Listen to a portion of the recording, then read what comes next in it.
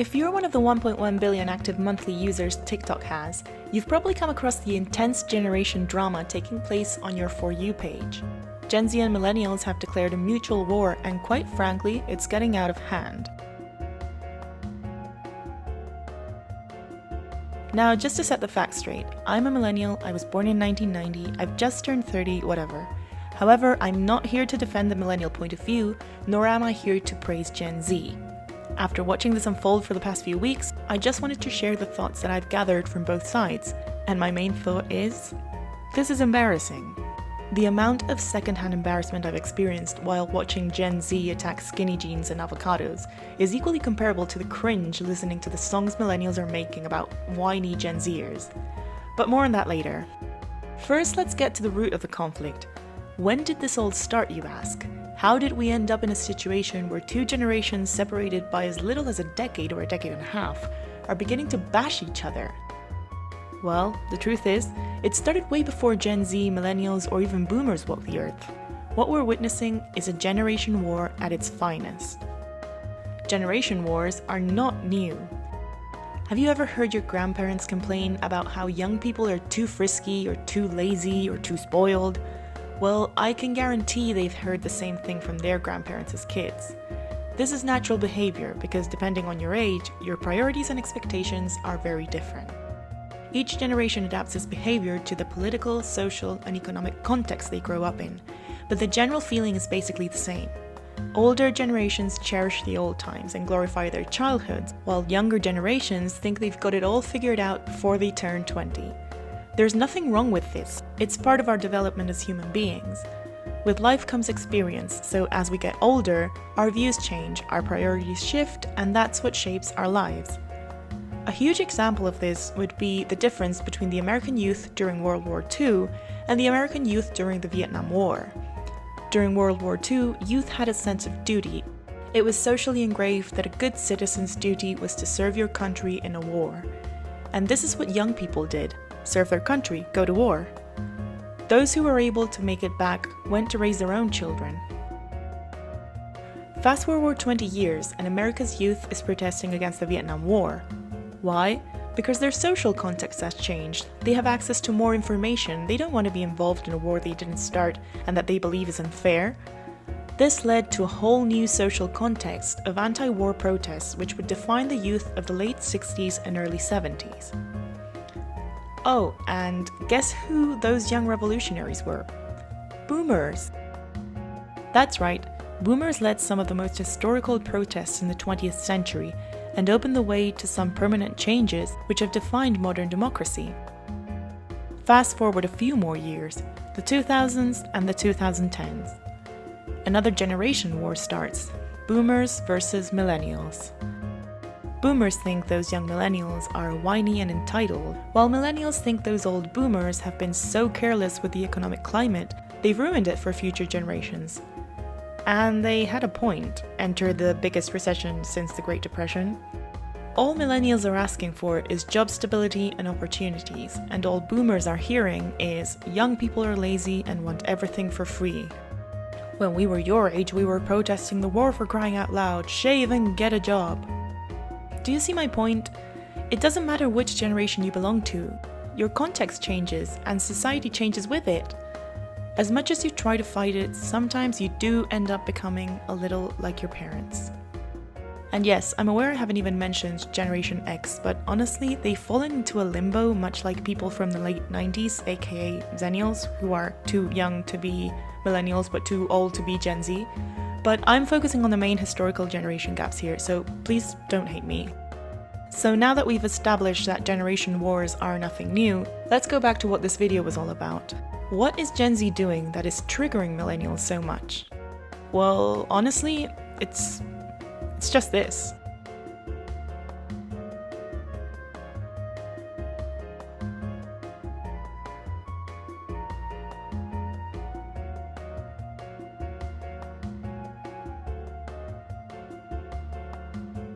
Next one is so extra.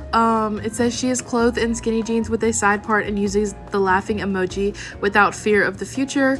Millennial 24/7.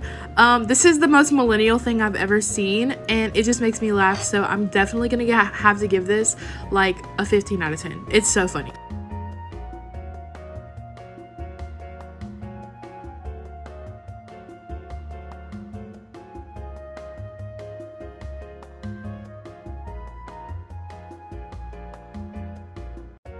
Gen Z has decided skinny jeans are ugly, laugh emojis and gifs are totally outdated, and side parts are ridiculous. They've also established millennials are super self-involved, only think about coffee and wine, and are way too into inspirational quotes. But why are they doing this? Why this need to laugh at the generation before them? Well, I can understand a sense of invasion. TikTok was their safe space, the platform which set them aside from the rest of the internet they share with older generations. And then COVID started, and TikTok's user base began to fill with millennials who had waited too long to jump into yet another social media platform. All of a sudden, the once Gen Z exclusive club was filled with old people making jokes about working from home and the anxiety of getting fired. Sitting there like, where's my phone? Has anyone seen my phone? But I was on the phone. That's crazy. I know. So who's kicking off today? Rod?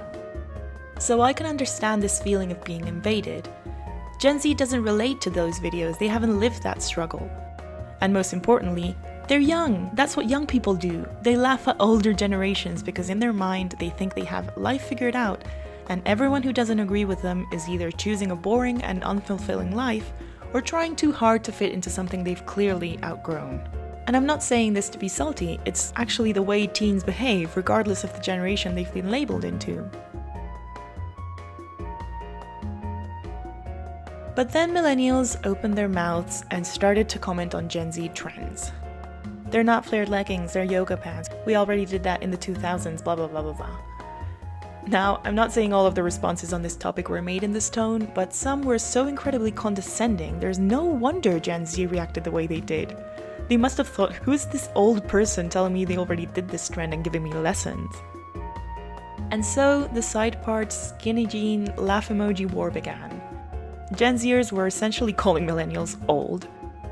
And there's nothing millennials hate more than being called old. But the truth is, they are old. But I understand that's hard to accept. Only a couple of years ago, they were still the matter of discussion in the trendy world. Marketers wanted to know what made them click. And somewhere in the past couple of years, they've been replaced by teenagers and have come face to face with the fact that they are indeed, well, old. Many of them have already passed the 30 barrier, most still can't afford a decent house, they work a job which doesn't pay them nearly enough what they deserve, and they have a whole generation of boomers telling them to have babies. So, yeah, Gen Z, you'd be angry too. However, even as a millennial, I can't bring myself to defend some of the responses millennials have to these attacks Gen Z is throwing their way. And I'm talking about this. Hey Gen Z, you can suck it. You can't tell me what to wear. 'Cause I've been rocking this side part since you had Kermit on your underwear. So cute. And you can pry these skinny jeans from my cold dead ass, you hear? So Gen Z, you can suck it. You can't tell me what to wear. Oh, you guys look grumpy. You should take a nap. Side part and skinny jeans. Overuse the laugh emoji. Get drunk off too much wine. I was born in 1985. Side part and skinny jeans. I overuse the laugh emoji. I'm not young, but I'm not old. Damn right, I am a millennial. Gen Z said I should pop my head down the center. Tell me now, does I look better? Look like right from the office. This is why I do it like this. A side part and skinny jeans. Overuse the laugh emoji. Get drunk off too much wine. I was born in 1985. A side part and skinny jeans. Overuse the laugh emoji. Not young, but I'm not old. Damn right, I am a millennial. So I wake in the morning, part my hair to the side, throw on my skinny jeans, shove my rolls inside, and I scream from the top of my lungs, screw you, Gen Z. Yeah, so that was hard to watch.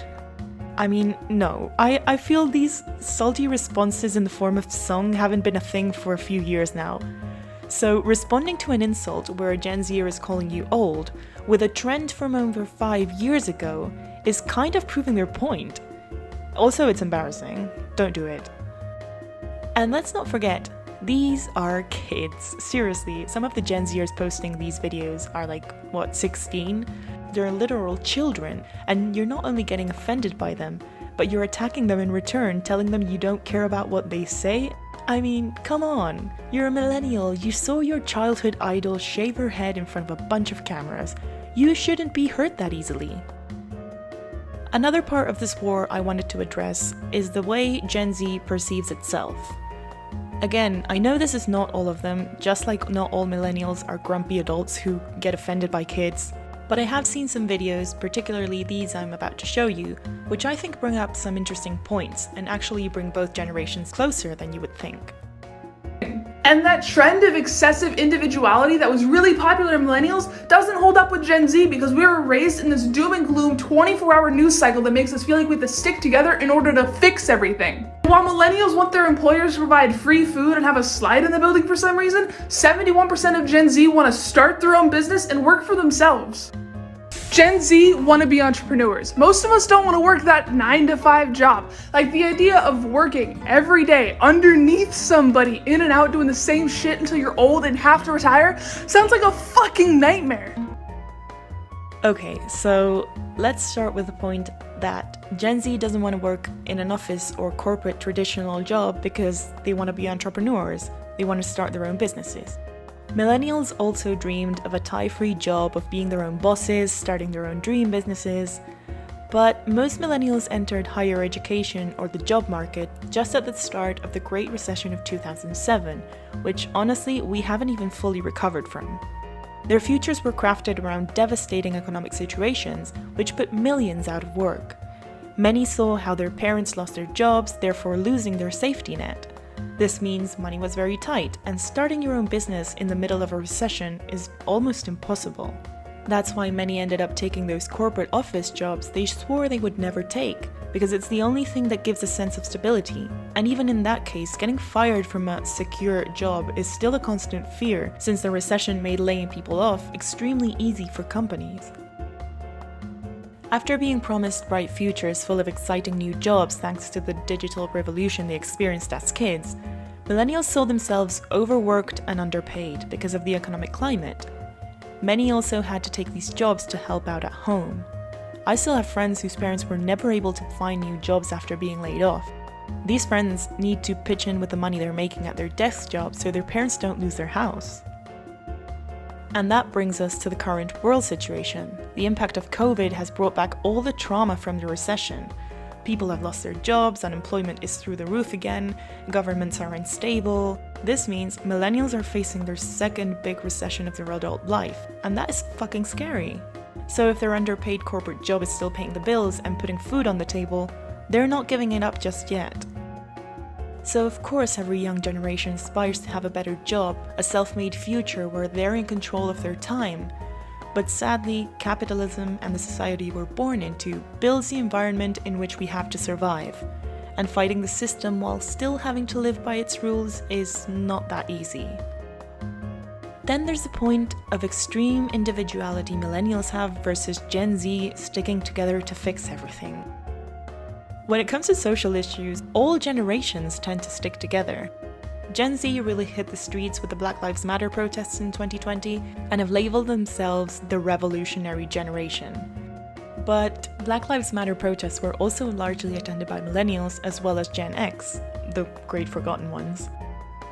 All great changes in history have been achieved by remaining united, and it's usually the younger generations who protest and fight hardest for the change. Gen Z is only recently entering the social context in which they understand what's unfair in the world and how their voice can impact the future. But the idea that millennials are so individualistic they don't stick together during the rough times is just uninformed. For example, let's take the matter of same-sex marriage legalization in the US. From the first state who legalized it in 2004 until the official legalization across all states in 2015, many protests took place. The vast majority attending those protests were Gen X and millennials, the young ones at the time. In fact, the Human Rights Campaign, held primarily on Facebook in 2013, played a huge part in spreading the message of equality and support of same-sex marriage, defending its legalization in the Supreme Court. The largest group of Facebook users in 2013 was between the ages of 18 and 29, aka millennials. And remember how we mentioned earlier that boomers were also big protesters? Yeah, they stuck together against wars, unemployment, and even dictatorships. My parents have told me so many stories about them running from the police in the 70s. So, the way I see it, Gen Z and millennials are really not that different. Gen Z, just like every generation before them, is also facing struggles unique to their age group, and those struggles are just as stressful. They've been born into a hyper-connected world where switching off is very hard. I feel like millennials are more in control of social media, since they've lived both the early stages where you only accessed a few times a week, to the current climate where there's not a moment of dead air. Gen Z only knows the latter. Take TikTok, for example. The platform's goal is to deliver content from the second you open the app. The For You page throws content selected by the algorithm and will repeat it on a loop until you scroll past it. Instagram stories play automatically unless you physically close them. YouTube will start playing the next video as soon as whatever you're watching finishes, etc. Additionally, online trends only last about 2 weeks before moving on to the next thing. This information overload can become overwhelming and makes it very hard to focus on other things, making attention spans very short and increasing the fear of missing out. Another struggle Gen Z has had to cope with, and I find extremely interesting, is how online school has affected them during COVID. For most teens, school and friends are their life. Having to go on lockdown meant losing that privacy they have away from their parents while spending time with their friends. That, added to the pressure of having to get through school with an online classroom system that is definitely not adapted to the needs of students, has made lockdown an extremely stressful time for them. The pandemic has caused a sense of uncertainty in everyone, but Gen Z has had to go through it at an age where they're facing other life-changing decisions, such as whether to go to university or not, or what they want to pursue career-wise. Nobody prepared them for this, and since uncertainty is present in all of us, nobody seems to be able to guide them properly through it. They're navigating a life-changing experience on their own, and that can be scary at any age. So I guess what I've tried to reflect here on this video is how Gen Z and millennials are much more similar than we think. Both generations are going through traumatizing events at the moment, and they're facing them using the social tools of their generation. But this war between skinny jeans and insults for being younger is absolutely embarrassing and needs to stop. Besides, we need to start sticking together before Generation Alpha takes over. Imagine what that generation war is going to be like.